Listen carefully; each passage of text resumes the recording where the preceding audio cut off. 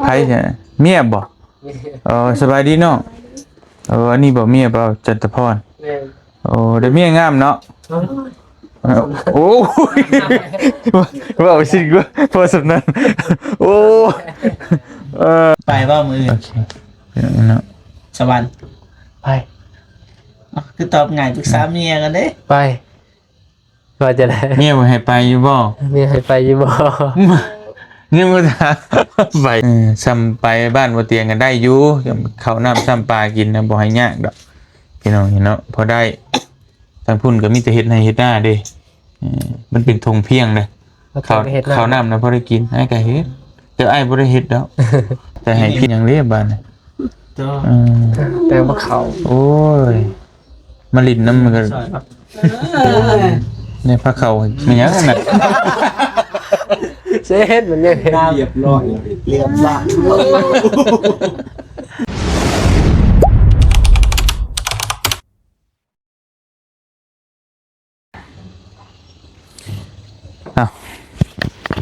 พี่น้องได้ระบบไม่เข้าเนาะพี่น้องเลยสบายดีเด้อพี่น้องเด้อกราบทักทายสบายดีพ่อแม่พี่น้องเบิดสกูทุกคนเนาะ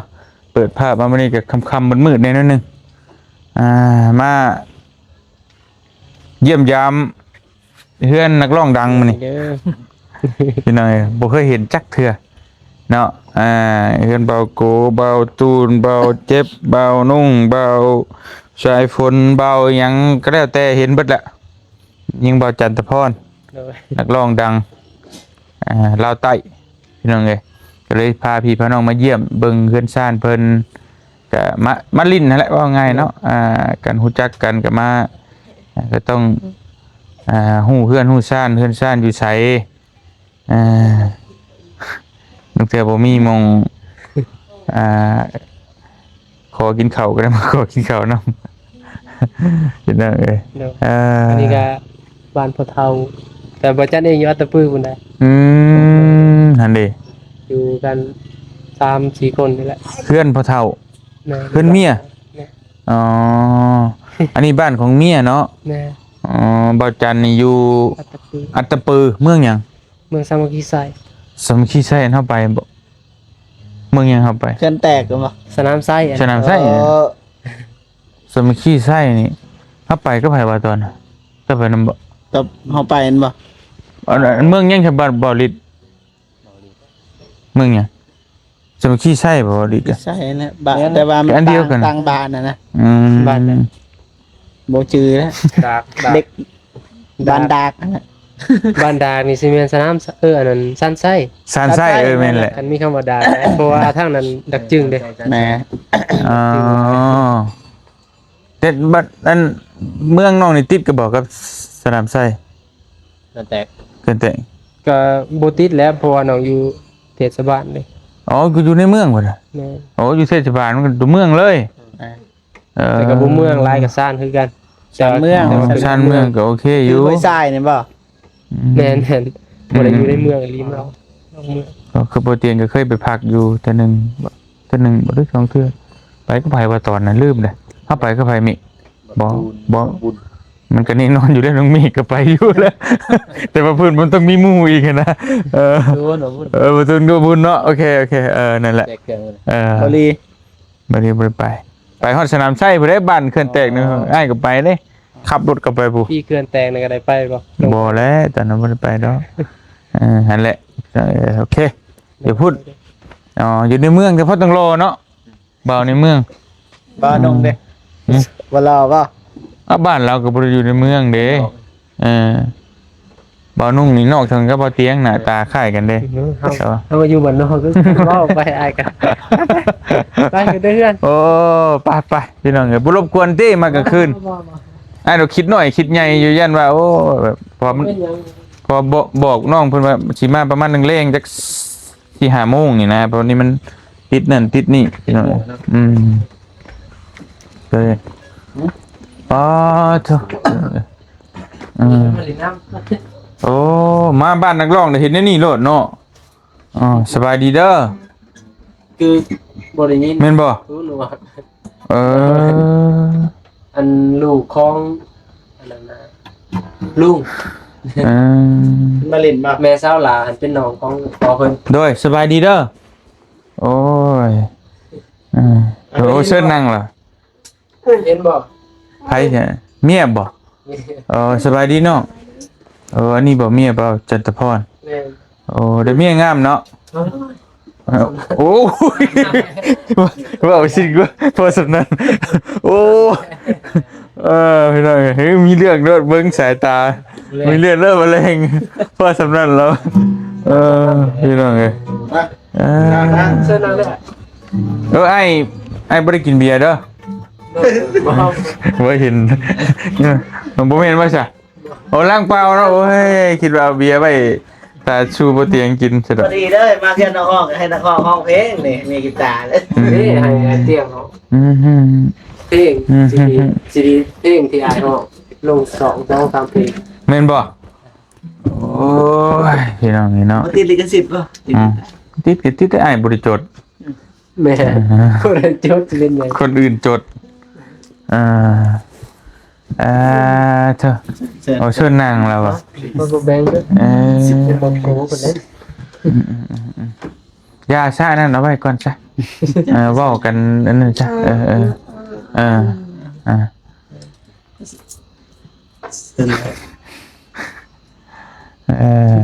มาบ้านหลังห้องก็มีกีตาร์ได้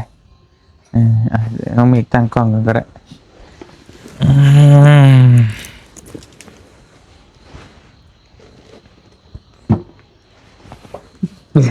ใช่ปะ มีด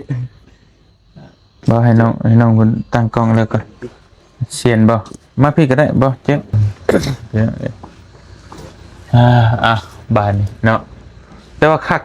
แต่อากาศอยู่พี่เนาะพี่น้องอากาศเย็นตลอดแรงตลอดคนอยู่กันจะคนเพื่อน 4 คนเท่าไม่เท่าแล้วก็เมีย เมียชื่อว่าอะไรฮะ ชื่อลา ละกล้องเห็นอยู่บ่บ่เห็นเนาะ มานั่งพี่ได้บ่มานั่ง มานั่งพี่ซะมานั่งใกล้พี่จ้ะนั่งใกล้แต่เท่าคือบ่อยากนั่งใกล้ปานใดแล้วเราบอกว่าเราบ่ปานใดก็จะเป็นจะเป็นเมียเดี๋ยวบ่เตียงเพิ่งเมียไผว่าโหดๆนี่บ่บอกนะ บ่ว่าบ่ ผิดใจแล้วเด้อ มันเป็นยังนะ เราเลย แต่คือแบบทีมงานเฮานะทีมงานเรากะมีไผว่าโหดสุดเดี๋ยวกันเด้อเมียบ่จันก็โหดอยู่โหดเพราะว่าเกิดวันอาทิตย์เด้ โมเมนต์จันนี้ได้ จันคือกันเนาะอันนั้นก็ตาย จันอยู่จันเล่ากลาง จันเล่ากลางคนเกิดวันอาทิตย์เด้เป็นอันโหด เกิดวันที่จะซื้อจันเนาะ น้องเกิดวันอาทิตย์บ่ วันจันทร์ วันจันทร์ เบิ่งอยู่ว่าคลิปชนะป เบิ่ ระ งอ จาน ยู่โอ้ยสนามประจานเขานอนอยู่นะมันมาขายฟอยก็ซื้อ ประจานยังก็ เอาที่ไทยคลิปตอนเสาร์นะอายประทันมาอยู่บ่เมก ประจานยัง แล้วว่าบ่จัดเอิ้นเท่าใดบ่ยอมบ่คานบ่ซนแล้วก็ว่าจะบ่ เพิ่นว่าเห็นเพิ่นแล้วเฮาแลนเขาในเฮือนเพิ่นว่าเพิ่นบ่จริงแล้วเฮานอนอยู่ฟอยซื้อได้พอเฒ่าซื้อการนึง บ่เป็นหยังก็ยาวเว้ย โหดลีซะ สิเข้าใจอยู่มาทางนี้ย่องทางนั้นเหยียบไปทางนั้นไปบ่มื้อ โอเคเนาะ สวรรค์ ไป คือตอบง่ายปรึกษาเมียกันเด้ ไปว่าจะได้ เมียบ่ให้ไปอยู่บ่ มีให้ไปอยู่บ่ เนี่ยมันไปเลยพี่น้องเอ้ยเนาะไปบอกว่า เมื่อเวียงเลยนะ อ้าวบ่เมื่อยังเวียง หมู่ส่วน เขาบอกว่าหมอนั่นกับบ่มีหมู่ไปนำแล้วก็เลยว่าส่วนบ่จันไปก็พอดีเลยวันที่26 27เพิ่นส่วนก็พอดีไปฮอดสวรรค์แล้วก็เวียงเลย ถ่ายอยู่พุทธ4 คือเก้าเลยส่วนบ่จันทร์บ่กล้ากลับ2คนคือเก่าโกอีก เอาไปเด้เอาไปสิบอก2คน 5บุกกะกับ ใส่น้ำมันมือเวียงเลยมือหนึงเลยก็มา ยาอานุมะ ไป เบิ่งเฮา เป็น อันนี้มีโอกาสได้เมื่อครับอาจารย์ก็อยากเมื่อ อืม ทีมงานนะอยากเห็นอย่างนี้ได้ อันที่ซะเดี๋ยวพี่น้องบ่เข้าใจอีหยังไปหยังสวรรค์เขตพี่น้องอีเนาะเดี๋ยวบ่เตียงจะอธิบายคือบ่เตียงน่ะสิกลับไปงานที่บ่เตียงแจ้งในคลิปนั่นแหละงานที่ว่าถวายพระไตรปิฎกนั่นแหละ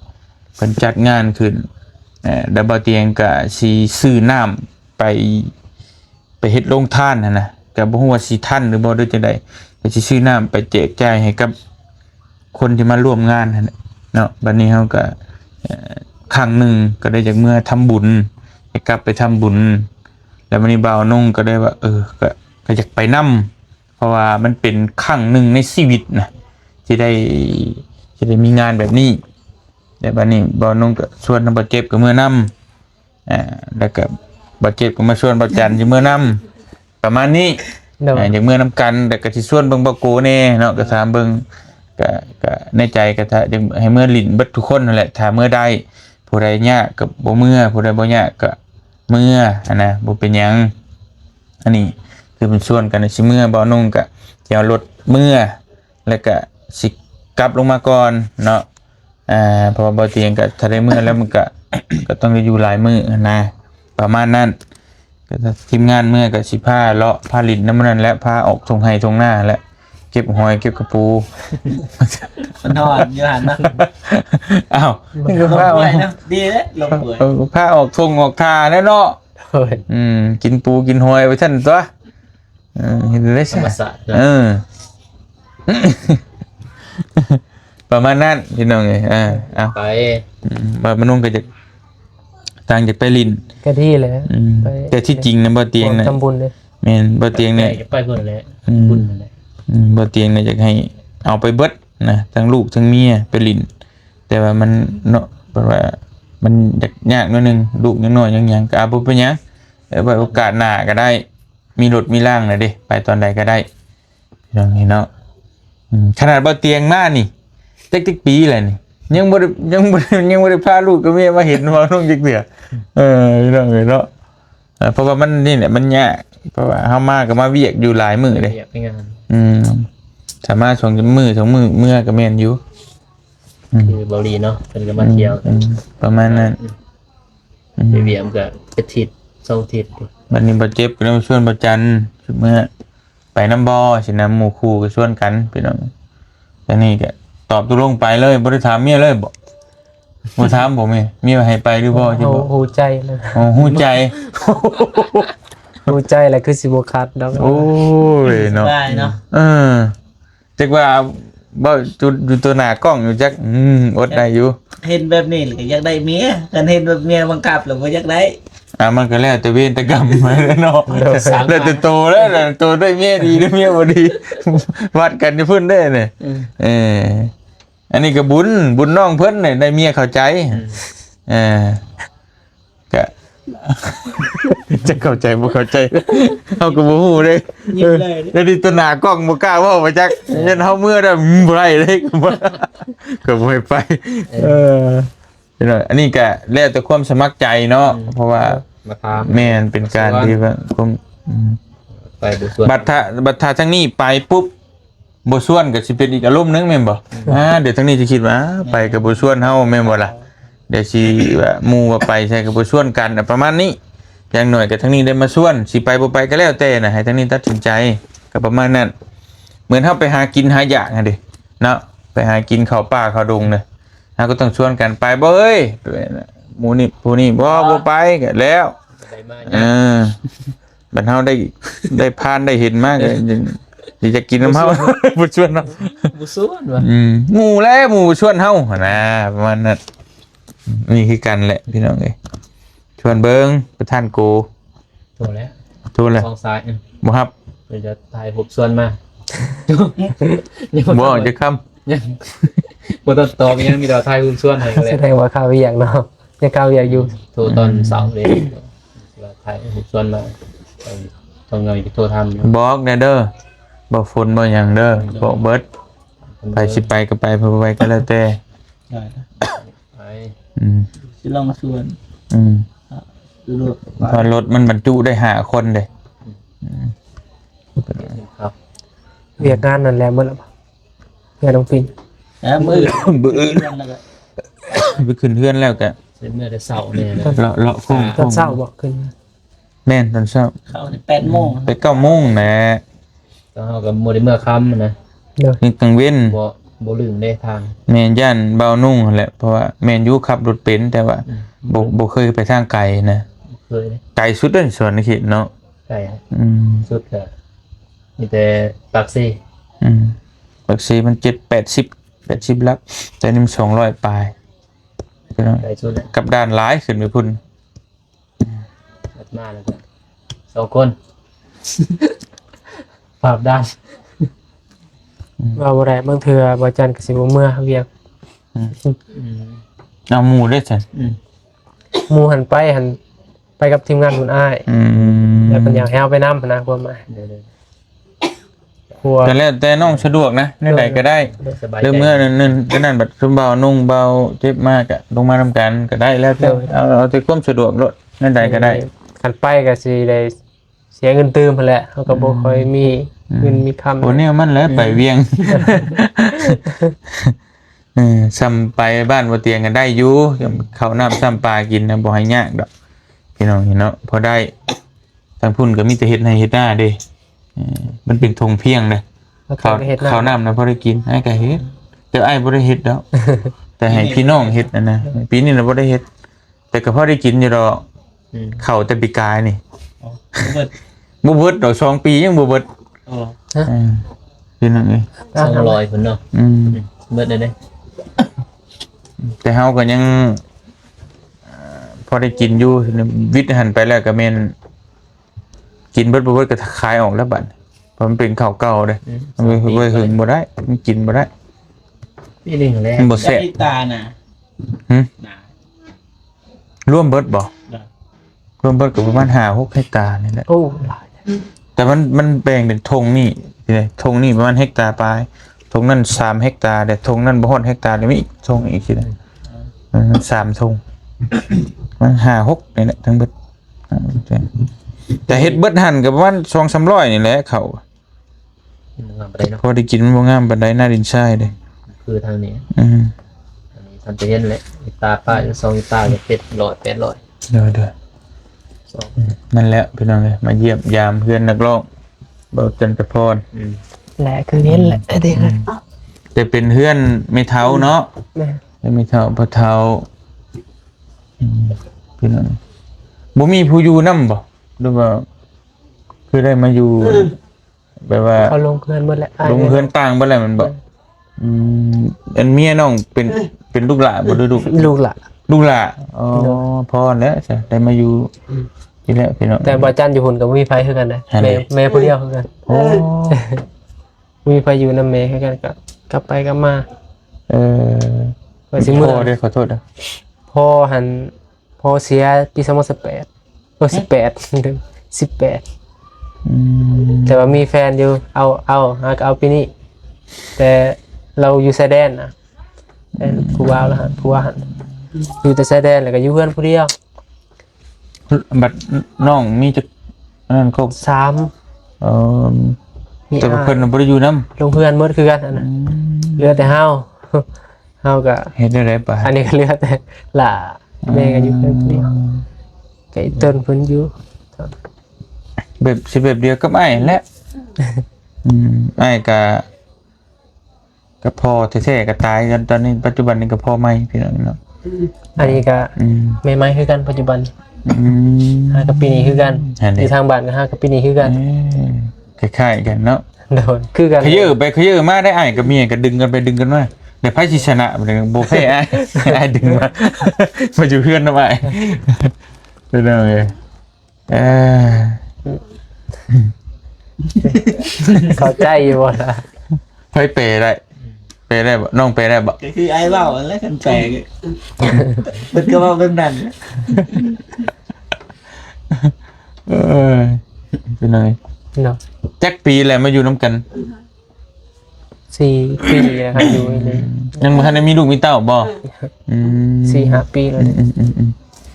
พี่น้องเอ้ย น้องจานนั้นอยู่จักปี เศร้าหา สูสีกับน้องนี่เนาะ26 30 นี่เฒ่าแล้วบ่ได้เฒ่าบ่ละ 33 สามอัพบ่ละเมียจักปี เศร้าสองเศร้าสองเศร้าสาม อ๋อดุดเดินกัน2 ปีโอเคดูนี่เพิ่นเฮ็ดหยังมีสวนมีไร่บ่ดูเลยนะเฮ็ดหน้าบ่ดู มีแต่เฮ็ดหน้า ม ขันย่ามวิดหน้าแล้วก็สิลงพักลงอะไรโดยดินบ่ค่อยมีดินกระป๋อกาแฟก็บ่มีนะ อยู่พุ่นเด้บ้านน้องเด้ ญี่ปุ่นก็บ่ได้เฮ็ดหยังพักคือกันแม่ก็เฮ็ดอาชีพขายผักลงตลาดรับซื้อผักผู้เดียวแล้วแหละ หยังเรียบ้านนี่ เจ้า แต่บ่เข้า โอ้ยมาลินน้ำมันก็ ซอยครับ ในพระเขาให้ชูกินพอ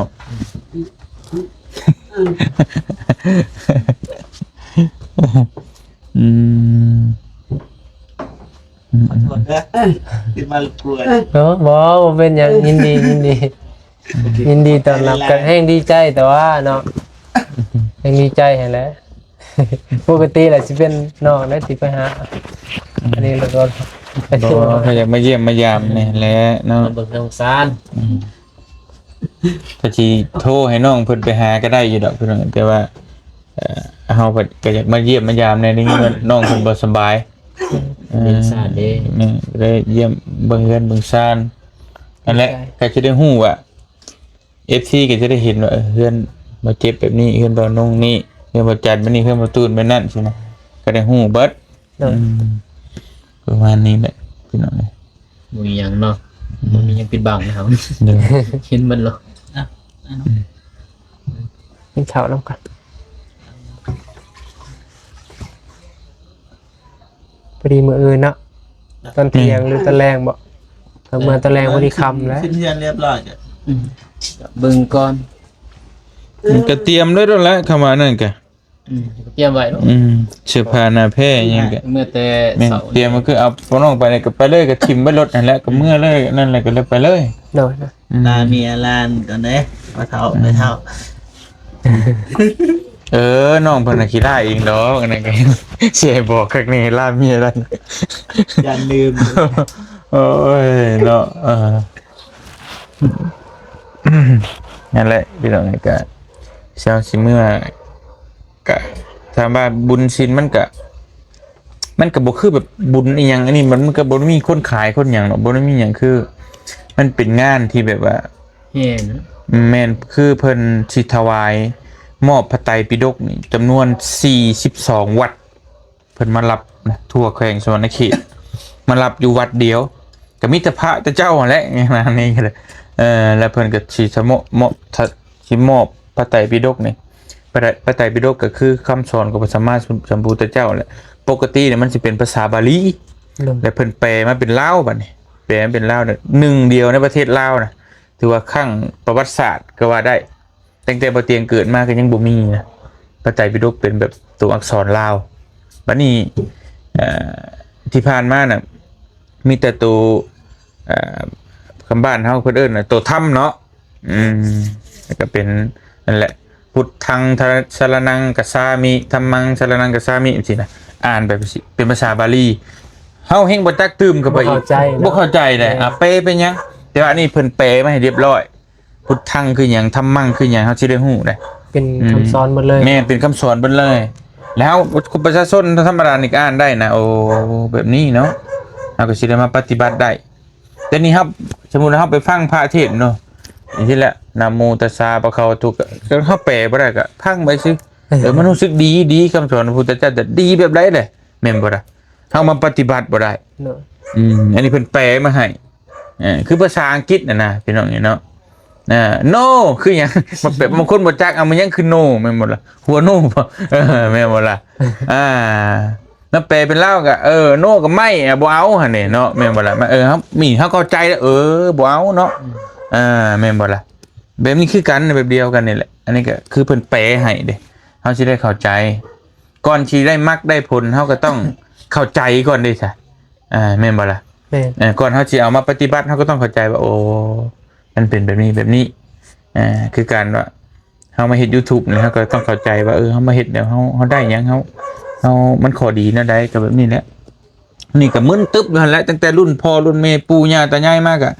ยังมึนอยู่หั่นแหละว่าอ้าวจะรูปพระเทศนี่แปลว่าหยังมันแปลบ่ได้พี่น้องเอ้ย พระประเทศก็อ่านแต่ภาษาบาลีนะ แม่ อ่านไปสั่นแหละ มันก็อ่านไปซื่อ ใจแต่ในทรงก็ซื้อมันมีปึมหน่อยนึง บางคนก็บ่เข้าใจท่ำน่ะบ่เจ็บว่าผู้เพิ่นท่องไปตามบาลีซื่อ แบบบทสวดแต่ละบทนี่นะ แม่น ที่จริงแล้วมันก็สิเป็นคำสอนนะคำบอก คำสอนเพิ่นเบิดนั่นแหละแต่ว่าเฮายังบ่ คำบอกเข้าใจ ยังเพิ่นทันได้แปลมา เนาะ แต่อยู่ทางฝั่งไทยเนี่ยเพิ่นแปลมาเรียบร้อยแล้วมีแต่บ้านเฮานี่ยังบ่ได้แปลแต่ตัวนี้แหละบ้านเฮานี่สิแปลตัวนี้แหละแปลสำเร็จแล้วเพิ่นตั้งแต่เพิ่นริเริ่มเฮ็ดมาเนี่ย19 ปีคิดเบิ่งมันยากบ่มันง่ายซำใด3-4แม่นต้องขยายคำเว้าอีกเด้ต้อง ชุดหนึ่งมี40หัวบอก แม่น40เล่ม 40 นั่น หลาย ลายพี่น้อง ไทยนี่แปลแต่ดนละ เป็นถนนแล้ว โดนแล้ว เอาอ่านปึมไทยแต่ก่อนตก ประมาณนั้น เด้ ห้องอันบ่เป็นกสิแปลไว้หน้าหนึ่งเป็นภาษาบาลีหน้าหนึ่งก็ตัวแปลมาเป็นภาษาลาวนะคือแบบว่าเขาอ่านแล้วแปลไปนำเลย เข้าใจ โอเค อ่ะไม่ได้กินเขาวเด้อ เด้อๆเอา ทีมงาน มากินน้ำกันได้ ผมไม่ได้กินข้าว น้องมากินน้ำกันได้มากินข้าวน้ำกัน มาเมะ มาเมฆ เมฆแล้วก็เข้าใจใช่ป่ะแล้วเข้าใจ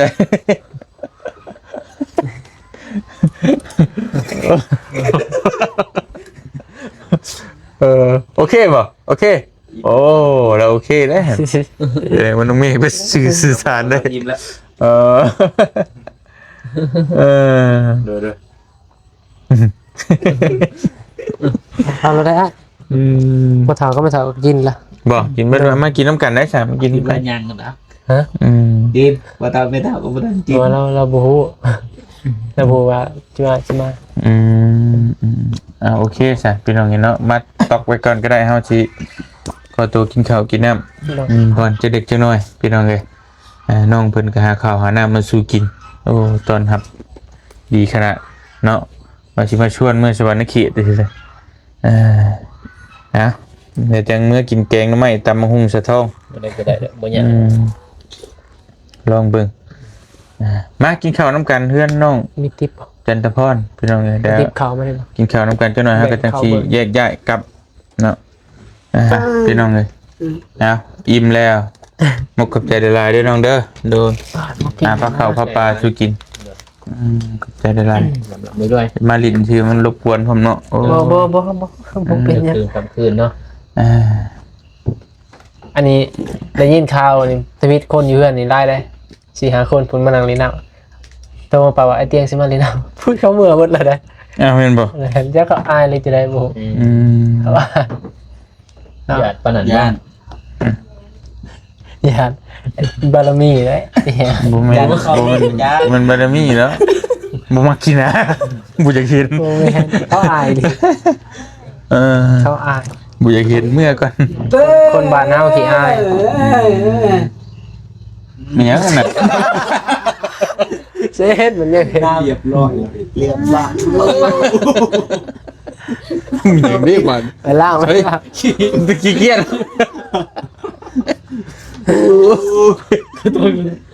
ไปเลยขอโทษด้วยพี่น้องไงอุ้ยกี่เกียมเอาไปใช้หัวโอเคสวัสดี เลิกสร้างมูดีโพดเขียนมึงมั่นใจสร้างเงาซะมูยกโป้ไงยกโป้เลยก็บอกกันไปหยอกนะ ได้ตู้ เป็นบ่เป็นน้ำย่อยเลย โอ้2 3 4 น้ำแล้วก็หูอยู่แล้วก็เอาลงมาเบิ่ง ยืนอารมณ์เซ็กมึง เนาะไปสันนั่นแหละไม่จะบ่เตียนกับชีกลับก่อนหาพักผ่อนเนาะพี่น้องเลย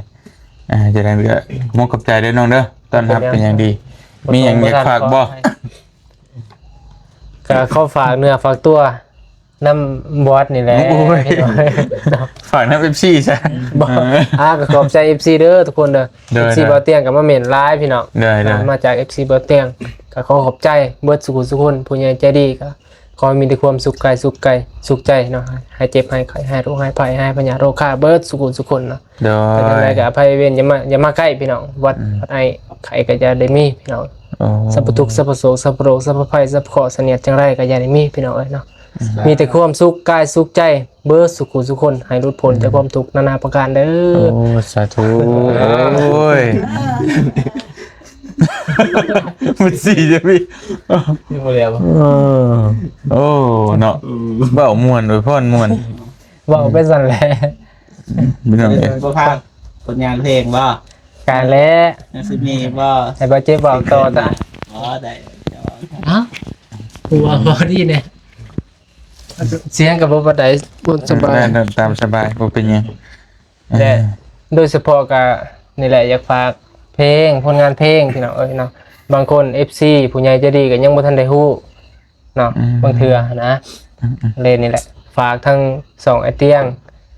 FC เบิร์ดสุคนแล้วก็ไอเตียงแน่ โดย โดยฝากในเด้อ โดยเพลงชื่อว่าอะไร ซื้อเพลงดองน้ำตาพี่น้องได้ปล่อยแล้วประมาณ2อาทิตย์ก่อน โดย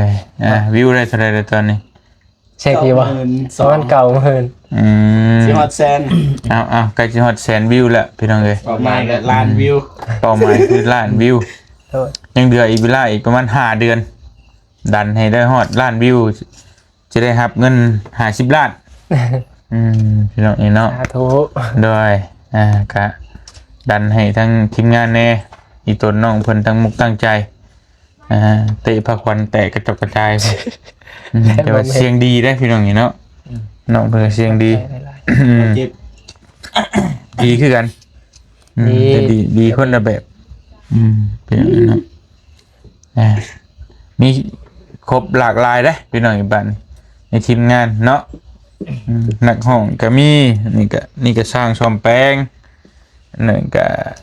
อันนี้ไอทีแล้วก็ ใครอีกทางมีอีกบ่โลโก้ จาน กีฬาพละผู้พละ บ่ตูน นั่นเลย บ่ฝน ขอบคุณนี่ก็เท่าแก่กาแฟ เสีย กาแฟ เสียทุเรียนนำ ทุเรียนเพิ่มบ่ บ่ผู้หนึ่งกันแนะนำ แล้วโก้บ่นั่นส่งเพื่อนนะบ่โอเคนั่นแหล้วมีหลากหลายก็ดีไปได้พังเพลงคลายเครียดเงากับบอกมาทีมงานจัดให้เนาะไปรถพังก็บอกมา ในซิงเกิลใหม่กับไอเตียง ยังไม่ เรื่องบ่แล้ว ยังบ่เร็วสวยอยู่โอ้ยบ่ได้ยินบ่ FC เขาเม่นอยู่ ได้แล้ว เขาก็ว่ามวน เสียงไอ้บ่ผ่าน ได้แล้วเอาเฮ็ดม่วนนะเขาอยากม่วนนะวิทย์เรียนวิญญาณกับห้องเพลง เพลงหยังเลยเพลงหยังแต่งละ แต่งแล้ว แน่ แต่งเหรอ แต่งแล้ว โอ้ย ไหวนะ แต่งป่วยจ้ะ บ่สบายกัน เป็นแนวใดทำน้องแบบใด ทำนองเว้าบ่ได้ บอกบ่ได้เป็นยังไง ไว้ในจะน้อยก็บ่ไหวหลาย ได้ ลองบอกจากบ้านเนี่ย คนนี้หันมีแล แม่นประมาณนั้นแหละ บ่มีน้ำตาบ่หรอก บอก บ่ อ๋อ มีแต่สไตล์แบบหยอกผู้สาวหาผู้สาวสิ บ่ต้องบ่เจ็บเด้อ ความรัก ประเด็น สไตล์ความรัก เล่นนักห้องอยู่หัน โอ้น้องห้องดินบ่ได้บ่ บ่ได้ ให้ไผสลิดบัดนี้ เดี๋ยวแล้วคือ นี่ได้บอกให้เราเปลี่ยนแนวอีก สมหวังในบ่ ตีน ผู้สักมาตั้งแต่อันอยู่สวรรณเขตผู้ยองต่อเพื่องเขาจะมุ่นเบิดให้หน้าให้หนึงแต่บ่มู่หมักแตงพาซะเท่านั้น อันนี้นี่ FC จนบอกให้ไปเช็คไปเช็คตับเช็คไตผู้สาวพักตกขนาด ลงหน้า กินกระม เบิ่งอยู่ มาพี่อีกลากแกอีกทางนั้น วิบ่อกหักเข่าพักควันจัดให้จัดให้น้องเมฆได้เข่าพักควัน เขาประกวด สมหวังเลย สมหวังบ่ เทเลเมียน้องเขา เนี่ย เป็นซะเนาะเป็นผู้สมหวัง อืม ได้ก็มี นี่เอาเป็นแบบอกหัก อืม เปลี่ยนดิ เปลี่ยน มันบริบอยู่แล้วขนาดในคลิปเมาก็ ไม่ได้ เห็น ให้ ให้ โม น้อ เด ย ล เดียว นั่นแหละอยู่ ตัวเองไปกลิ่นเจ๊เลย บ่เตียงนี่สิลินเป็นบทพะเทา เป็นเสียก็ได้นะ โอ้ ระบบเสียนั่นจริง ระบบเสีย เป็นนักห้องนั่นแหละบริบกันได้ มีรถมีคนเปิดประตูให้ใช่ป่ะ ๆแน่ โอ้ มีบริการกันเลย โอ้โห กางกันโฮมสีสุดดำใส่แว่นตานี่เนาะคือได้ ใส่ แล้ว คือเบาตูนบ่เห็ดคืออยู่ คักเดี๋ยว คืออนนสลีเนาะ ขึ้นเทือนน้องเชอรี่เห็นป่ะ เอาวิธีจีบผู้สาวดิคงเป็นเพลงฮะบางเทื่อก็ให้วนาเพิ่นลินเลย โอ้เราก็พอเดาได้ สบายดีลืม โอ้สบายดีเด้อช่องยังสิว่าจะได้ จังว่า โอ้ มันใหญ่ดิ ว่าสบายดีนึง สบายดีบอก ใช่เจ้าของช่องก็บ่เห็นว้าวบัดเกี่ยวกับทหารเนี่ย เพิ่นมากขนาดได้สุดเห็นบ่ใส่เป็นสุดทหารนะ ไปใช้ไปลบบ่ ขับรถ ครับโอ้ รถปีน โอ้ โอ้แม่ก็ได้เนาะถึงจังปิด พี่เห็นนั่นนี่เนาะเป็นตะปูนปิ้นกับลูกคองนะอ้างรถหน้ากับอีเลี้ยว โอ้ฮักรถโอเค ตีถ่ายก็เห็นปีนเลยเดี๋ยว โอเคแหละมีลอรีนป่ะ เรียบร้อย เด็ดชูรีนะ เรียกแต่คนเดียว เอาเหลือ9 คนคนหนึ่งอ่ะ เรา อ๋อ เรียบร้อย แล้วว่าตอนเราไป เป็นทหาร จังหวะเนี่ยดันเรามีประสบการณ์ผ่านมานะ เพื่อน ยันเคยไปน้ำกันแต่มัน พอได้คลิปนี้แตกแสน คุณละถ่ายคลิปนั่นคืออะไรเอาฝาก FC ในชื่อในช่องเจ้า เห็นอยู่มั้ง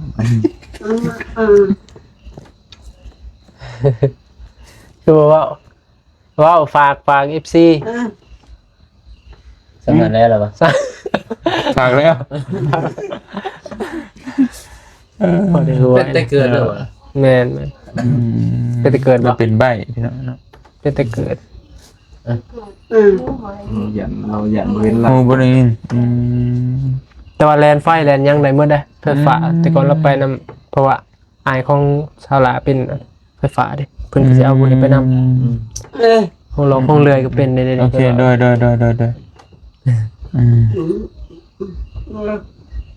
โอเค โดยโอเคโดย เสียบลงไป เสียบอย่างได้แบบเลย ช่วยอะไร ขอโทษนะพี่น้องไงมันมาหัวรอหน่ายอย่างนั้นไปหัวมันแบบเอ็นดูนั่นนะครับ เรายังว่านะ พยายามบอกแต่ว่า คือยังแค่ของเขาเข้าใจ เดี๋ยว อธิบายจะเว้น ไปนั่นแหละเนาะบาเตียงกับสิคอโตวก่อนพี่น้องจะได้ผมขอบใจหลายๆ FC บัจจุกุทุกคนเนาะถ้าเห็นคลิปนี้แล้วก็พี่น้องติดตามตอนต่อไปเนาะบัดนี้ก็เริ่มต้นขึ้นแม่นทางทีมงานจะบ่ฮู้ว่าไผสิไปนำเนี่ยทั้งเบิดก็เดี๋ยวถ้าเบิ่งตัวจริงนํกันแต่ว่าที่แน่ๆนี่2-3คนนี่มีละกลับขึ้นไปสวรรค์รอบนี้ก็บ่เงาแล้วพี่น้องหลายรอบเลยบ่เตียงขึ้นไปผู้เดียวไว้อยู่พอน้องเมฆก็อยู่นี่ก็3 เดือนเลยพี่น้องคือรอบนี้ก็สิมีหมู่ขึ้นไปหลายอยู่เนาะจะได้ก็ฝากพี่ฝากน้องติดตามรับชมนํกันเด้อพี่น้องเป็นกำลังใจให้ทีมงานเฮาคือเก่าเนาะบ่ว่าสิขึ้นเหนือลงใต้ก็ขอให้เดินทางตลอดปลอดภัยพี่น้องเนาะขอบคุณใจหลายๆ FC ที่เป็นกำลังใจให้ตลอดมาบ่ปะบ่ทิ่มกันบ่ว่าบ่เตียงสิไปทางใดก็ติดตามตลอดขอบใจหลายๆเด้อพี่น้องเด้อเนาะสำหรับมื้อนี้ขอตัวจบคลิปไปเพียงเท่านี้ก่อนมื้ออื่นเจอกันใหม่พี่น้องสบายดีเด้อพี่น้องเด้อเจอกันมื้ออื่นเนาะ หน่อย โอเค ยังโป้อีกโอเค